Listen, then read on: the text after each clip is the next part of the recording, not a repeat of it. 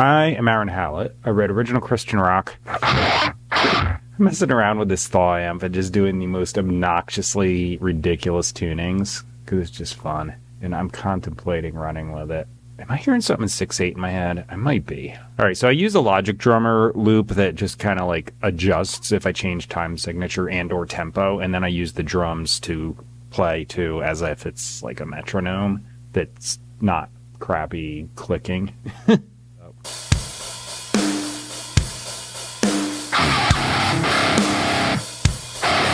That's almost just like a sound effect at this point. I've got a Boss Poly shifter dropping in an octave, and then I'm using the whammy feature on here, and I'm going down another 4 semitones. Needless to say, it's stupid. It's just absolutely ridiculous. What am I in C something? Yeah, Mega Ultra Drop C. I don't know. Sounds like a distorted bass. So I'll layer this. It's not going to sound quite as stupid, but right now, I actually don't think it sounds stupid. I think it sounds pretty freaking cool.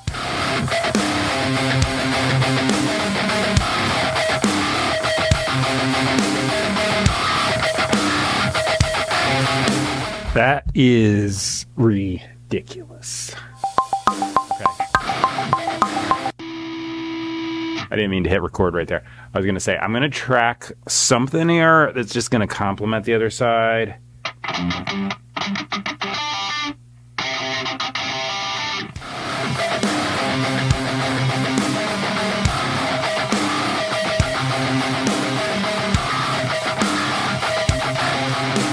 I'm going to utilize Bias Effects 2, which is what I used on that second guitar, to make a stereo track that you can hear on both sides, but is going to sound separated because they have this handy little mixer that separates it by time and panning.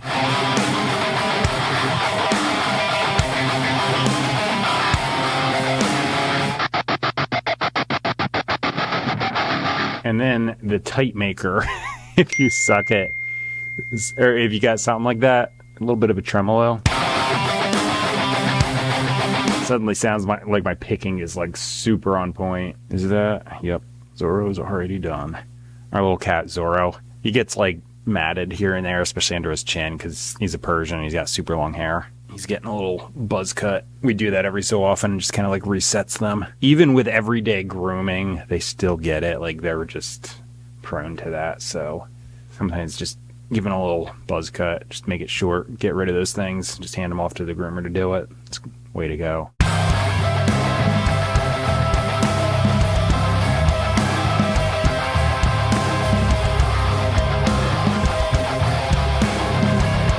He scared himself yesterday. I don't know how he pulled it off because he's all of 7 pounds, but we have these really heavy wooden like dining room table and chairs, and somehow he knocked one over while he was on it. He must have been like on the back trying to get a bug or something. I don't know, but he knocked it over, and then I just heard him bolt upstairs. I don't know how he pulled it off though, because he's like 7 pounds and the chair is much more than that. Thankfully, it didn't fall on him or anything. All right, I'm also wondering if I throw a filter on here.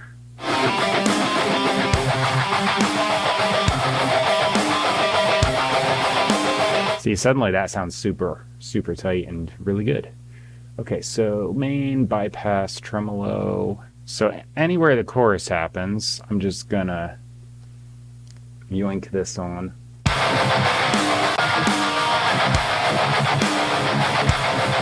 Technically a chorus before that, but it's going to be during the guitar solo. I think I'm going to leave it on for that because it'll just reduce the volume without me having to do anything else.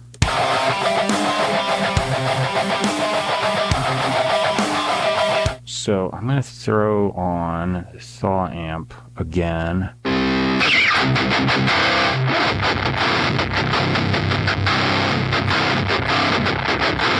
Yeah, it's kind of cool. Sounds broken.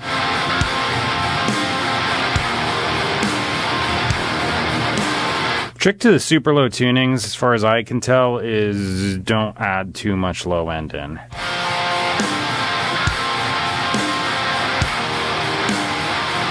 I love that that pedal track's good enough that I can just do that and not even care.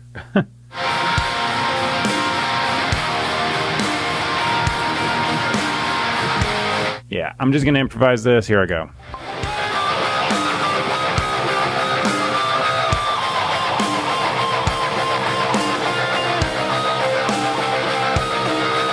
All right, bass guitar acquired, pedals on. I'm in the range where this doesn't sound like a fried butt crack.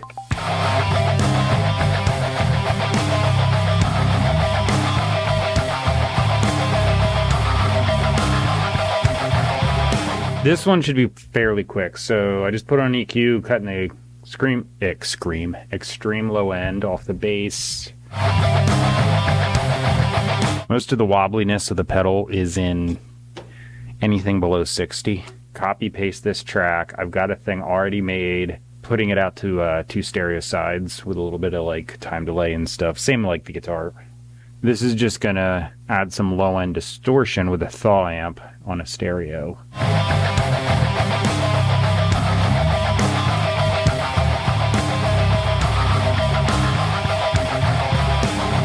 I think I want to do something just like ambient or something, maybe.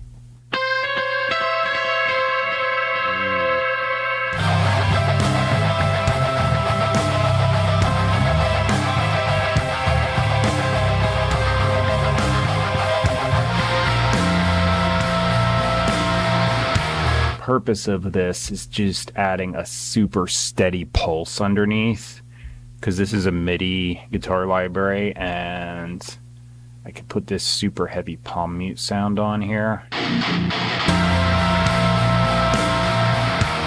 That'll save.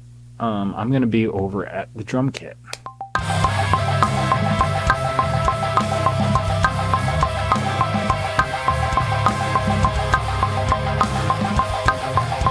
I think I've got an idea. I'm going to like let the verse do its own thing for like one phrase and let that like really cool Phrygian synth melody go, and then I'm gonna come in.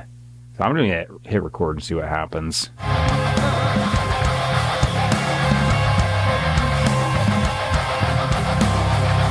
All right, I had a few good ideas in there, but I think I can do better. So, all right, I'm gonna start over. I might do the chorus separate.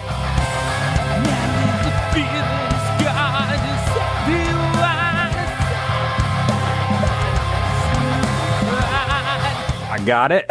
That was good to just reset.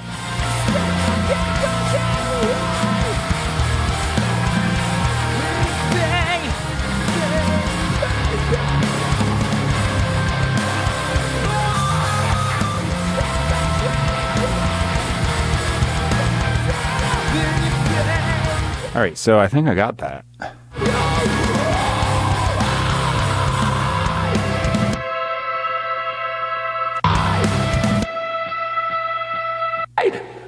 Here, get the end cut off. Oof. Beginning. Just trimming these things. I should probably do it after I turn the camera off, but, you know, here we are. Well, the lyrics, as always, will be copy-pasted to the bottom of the description box. Middle of the description box is going to have just a big paragraph listing all the places I'm available online. So iTunes, Amazon, Spotify are at the top of the list. If you see a service you use, you should just be able to go to that service, type my name in the search bar, and find me, and it's the same name as the YouTube channel. Ugh. The top thing I've got in my description box is a link that's going to bring you to the best Bible teaching I know of. I always say in the beginning it's Christian rock, and it's not really my thing to go on and on about that. So I just put that link there, and I'm like, hey, check this out. Because the thing is, there's a lot of subjective teaching online that means they're importing denominational, traditional, personal, emotional, text out of context, blah, blah, blah, blah, blah, baggage, twisting the meaning, making it say whatever the heck they want it to say. And that's just not how you do it. Text out of context is error, and all that stuff is just misinterpretation at best. This is really on point objective teaching. What does it actually say? What were the writers intending? Grammar translation from the original languages, and just getting to that actual real meaning. So the thing is, I just say, hey, this is here. If you're looking around and seeing a bunch of weird stuff, this is going to bypass you past that. So that's why I put it there. It's a resource. I'll be out here tomorrow. I write a song every morning. Just have the mindset that I'm going to keep doing it, and I'll get better as I go. So I turn on the camera and you can see the process and see me bumbling through it. That's it for today. I will see you tomorrow. Song sounds pretty good. By the way, I was going to do a cover last night for one of those instrumental metal things I do. And I got the whole thing done, got the video done, and I had second thoughts because it's one of those things where I was like, I'm going to get a copyright strike if I post this, and I just didn't. It's unfortunate. But I'm deciding if I want to put it on the next album. So I did this whole thing of Master of Puppets, and it's a full octave down, freaking mega heavy, and sounds super cool. It's all instrumental, so I did the lead on like a little less distorted, just kind of like overdrive, like guitar lead. Has some echo on it. Did I say echo? I don't know. But it sounds freaking cool. But I was like, I just can't do this. They're going to copyright strike me. That's why my name's, or that's why the title of my video is An Original Song by blah, blah, blah, original. I'm like trying to stress that because I've seen things where the own artist gets their freaking thing copyright claimed or striked by their own record label. So I don't want to deal with that nonsense. So I was like, this sounds super cool. But then I was like, no, don't do it.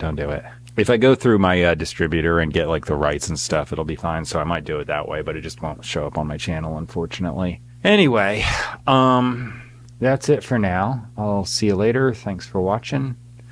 Till the next one.